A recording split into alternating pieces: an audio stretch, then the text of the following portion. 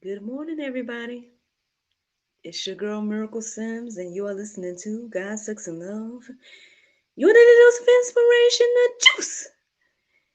It is April the 29th, 2021, and today the topic is morning number three.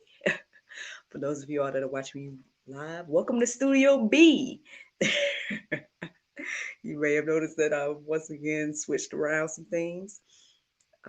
Long story short, yesterday ended up being semi uh, low key because I forgot that I had a midday interview with tips and tricks with Danielle Shelton.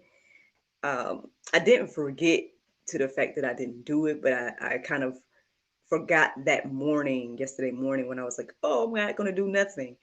Um, and then, like, at some point during the morning, I was like, wait a minute, didn't I have an interview? Like, did I have an interview today?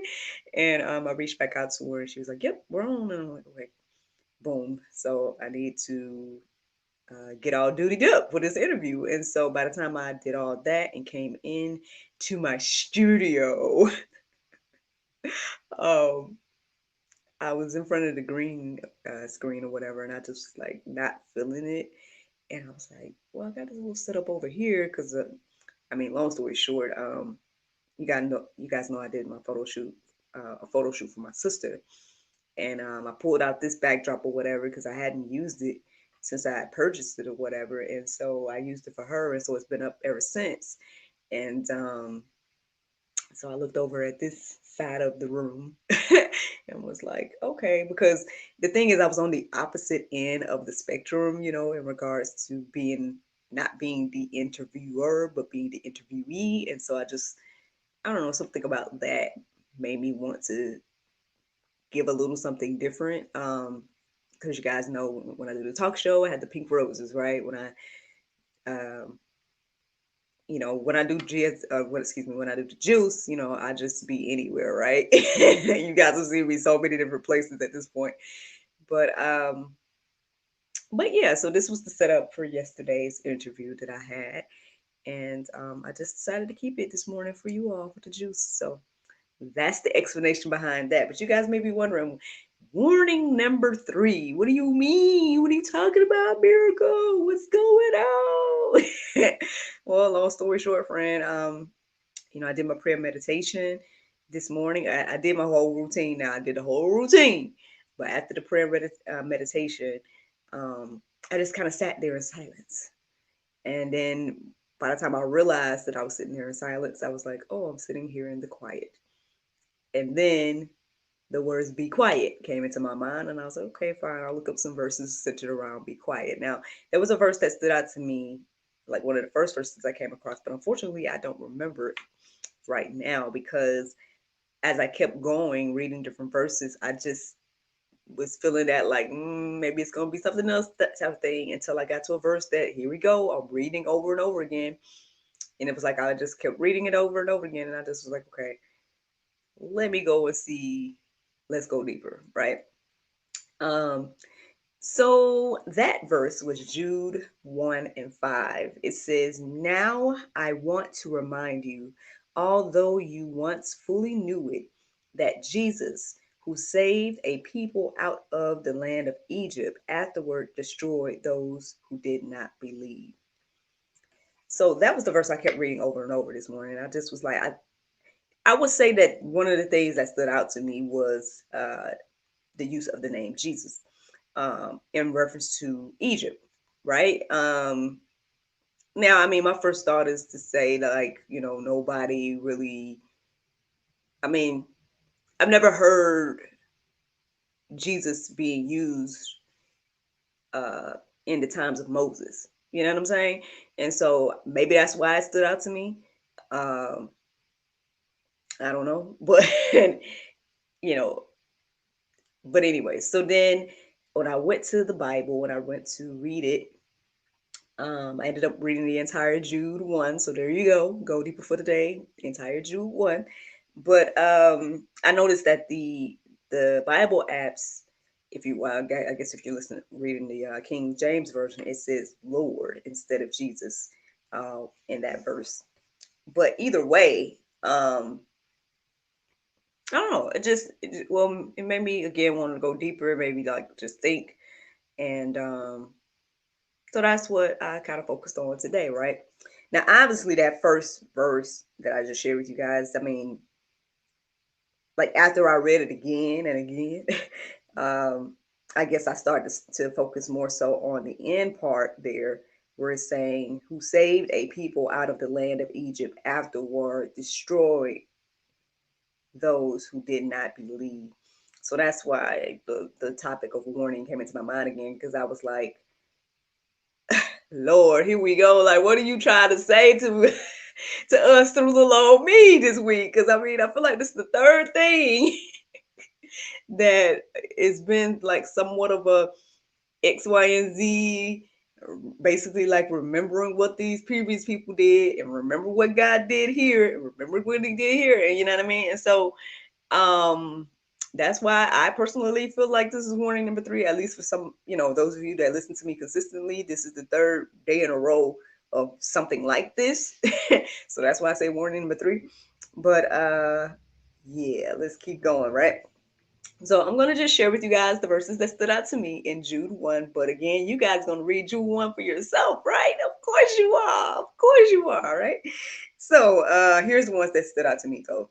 Jude 1 and 1 says, Jude, the servant of Jesus Christ and brother of James, to them that are sanctified by God the the Father. Okay, I'm gonna read it over because I'm fumbled there. It's my writing, y'all. So sorry. Here we go.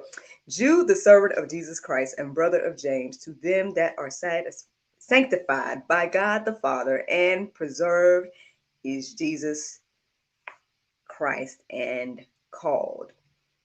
Um, well, first, let me just say, can I just acknowledge how beautiful the word God is? Like how beautiful and I guess maybe even well written it is. Um, like if you, it's like, can you imagine people talking like this? Like, you know what I mean? Like, first of all, what a greeting, you know? Um, but yeah, so that was like one of my first thoughts as I was reading Jude 1 today. But my second thought was that, this seemed like this is written to believers. Yeah, the people that he was talking to, but even to us today. Um, because it's like, it's saying to them that are sanctified by God the Father and preserved in Jesus Christ and called. So, it's for us that are sanctified, us that are called, I guess throughout the generations, right? This letter is for all of us. That's what it seems. And at least that's the vibe that I got this morning as I read Jude 1 and 1. Now check this out. Jude 3 and 4. That stood out to me as well. I'm going to read part of 3 and I think all of 4. So here we go. So the part of 3 that I want to read says, Ye should earnestly contend for the faith, which was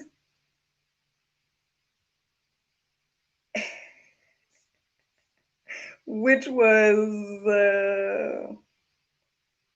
something delivered unto the saints, which are at goodness gracious, y'all. Like I should just do better with my writing. I really should. That was, I don't know what this says, y'all. Oh, once. Oh my goodness, I'm sorry. I'm so sorry, but it looked like I wrote A, so that's why I was like, what is this? It looked like arc or something. I'm like, huh? My N looks like an R. Like, I'm like, what is this? Uh, I'm so sorry. Okay, here we go. The part that stood out to me says, Ye should earnestly contend for the faith which was once delivered unto the saints. So that stood out to me this morning in verse 3. Obviously, I mean, I guess for obvious reasons, right? This is what we all should be doing. And I told you guys a lot of time, I don't like to debate, but I mean, maybe God is like, look, Miracle, you need to be ready to, contend for the faith. And I'm like, Lord Jesus, what? But hey, I don't know why it stood out to me, but that part of verse 3 stood out. And then in verse 4, it says, for there are certain men crept in unawares who were before of old ordained to this condemnation, ungodly men, turning the grace of our God into lasciviousness, or excuse me, let me say it right, lasciviousness, and denying the only Lord God and our Lord Jesus Christ. So, now basically, now for me, it makes me wonder, like, okay, it seems as if, and I'm just going off of like what I'm reading here, it seems as if there may be some people or some men in particular that are going into, good morning, Shade Tree, good morning. I'm gonna go let the people know you said good morning. And so it seems as if there are some men that have like infiltrated their group of, or their church or whatever the case is, they infiltrated their group and are out here, you know, basically talking against Jesus, right? That's what it seems like, right? But obviously, I had to go and define lascivious, right? Because I don't normally use that word in my everyday. So I went to go look it up. Now, lascivious says feeling or revealing an overt and often offensive sexual desire. And I was like, oh Lord, wait a minute. Lord help me. Like, honestly, I'm gonna be honest, cause I'm gonna be honest, like John was yesterday in the juice when he was like, "Look, I feel is dead," right, or whatever day that was. That might not have been yesterday, but anyway, I'm gonna be honest, just as John was. Like, I started to feel convicted, right? I'm like, man, is this me? Like, wait a minute, like, oh Lord, this is wait a minute. Do I want to say this juice this morning? Like, I'm like, goodness gracious, like, am I out here? Being over sexual or something, like what? I know this thing called God, sex, and love. Like, what are we talking about? But I was like, but I ain't never deny you, Lord. I didn't never know. Shade Tree, are you laughing at me? I was like, but I ain't never deny you, Jesus. Now, wait a minute. Now, hold on. Now, I like to talk about sex, but okay, so anyway, so that's I mean, that's like me keeping it real about like some of the thoughts that came through my mind this morning when I looked up this word lascivious and saw what it meant.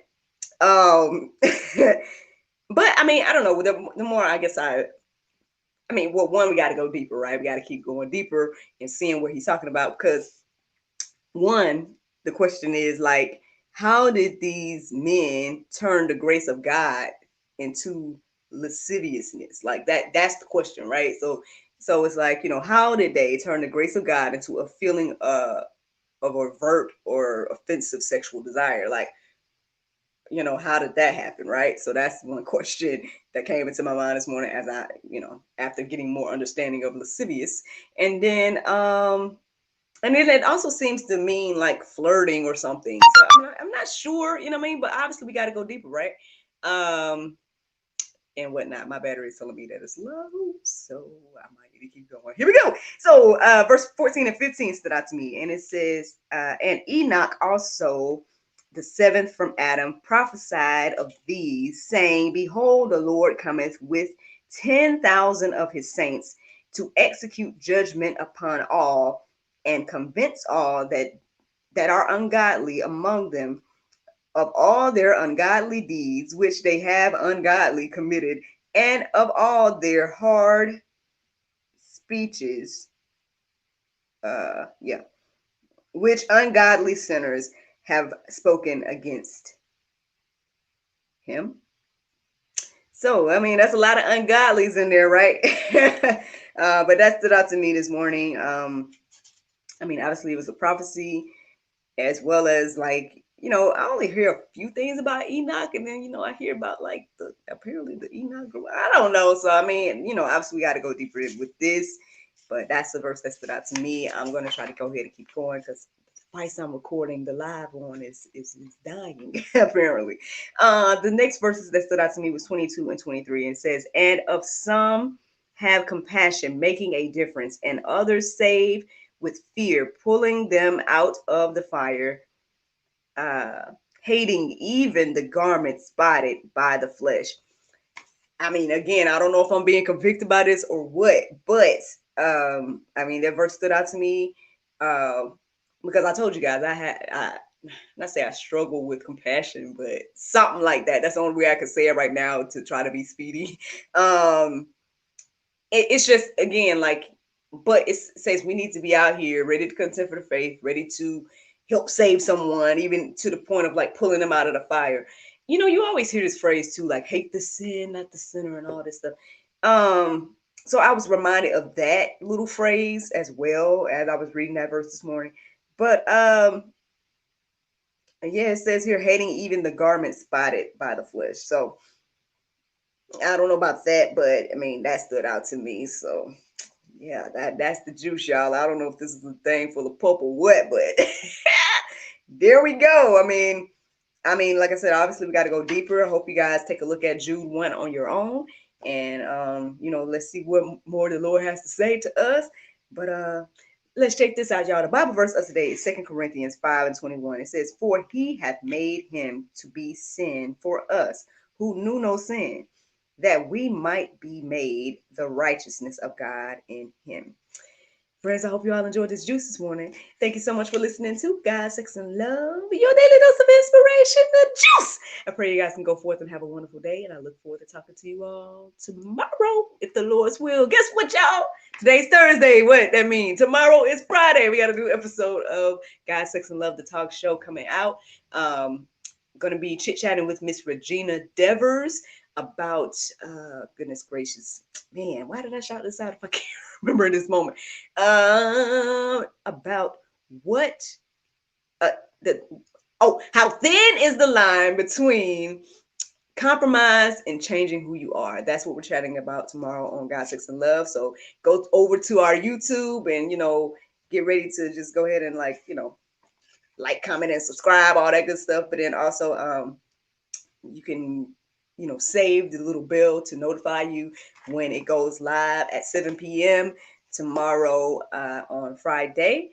And yeah, I'm gonna let you guys go because yeah. Have a wonderful day. Thank you. Bye bye. And as for you, YouTube, Facebook, man, I hate to rush you or whatever, but I mean, thanks, Shade Tree. You have a good day as well. Thanks for tuning in. Hey, you caught me live, so that's awesome. Look, what do you think of Studio B? You can let me know. The juice, y'all, the juice. I've been using my books. I don't know if you noticed, Shade Tree, but this is my first time talking to you since I've gotten them. So yes, I finally have my book. I have my copies. You know what I'm saying? I've been using it. It's a journal, so I've been using it to keep up with the juice now. So yeah. Well, you can watch previous episodes to see what all I've been doing. I mean, I did a promo shoot, it's this whole thing. But yeah, I hate to rush you all, but yeah, my phone is dying apparently. So it made it through the juice. So praise and thank God for that. Shade Tree, I hope you have a wonderful day. Thank you for the shout out about the book, man. You know what I'm saying? I'm out here, I'm an author now, man. I'm an author, Shade Tree. Come on, check me out, man. Check me out. Like I said, it's a journal, so it's an interactive book. But yeah, we got to get people out here, doing this Bible study thing. You know what I mean? Including you, Shade Tree. All right, I'm leaving you alone. All right, so here we go. I'm gonna go ahead and put this out. I hope you guys have a wonderful day. Thank you so much for tuning in. Thank you so much for watching. Till tomorrow. Bye.